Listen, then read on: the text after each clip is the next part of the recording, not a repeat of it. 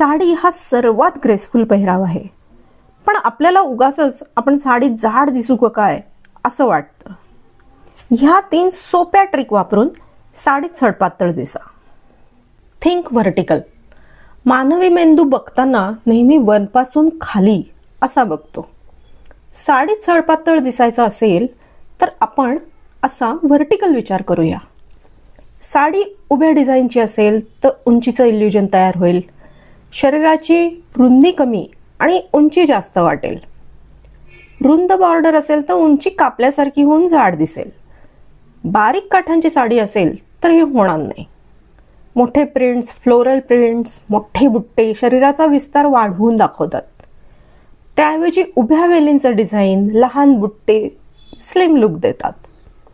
पदर सुद्धा थोडा लांब असेल ना तर उभी रेष तयार करतो. Fitting and draping. आता फिटिंग म्हणजे खूप घट्ट किंवा खूप सैल असं नाही, तर बरोबर अंगाबरोबर बसणारं. कोपऱ्यापर्यंत बाह्यांचे ब्लाऊज हातांचा जाडपणा लपवण्यासाठी, तर व्ही नेकमुळे मान लांब दिसते. तसंच साडी नेसताना जितक्या लहान निऱ्या काढाल तेवढी उंची जास्त दिसणार. कमरेपाशी साडी नीट फिट बसेल अशी जर का खोचली तर बोंगा तयार होणार नाही. हे फिटिंग पेटिकोट आणि ब्लाऊजला सुद्धा लागू पडतं. पेटिकोट खूप कळ्यांचा घोळदार ऐवजी व्यवस्थित बसणारा असेल किंवा शेपवेअर घातला तर साडी छान चापून चोपून बसते. आता तिसरा मुद्दा आहे मिनिमल.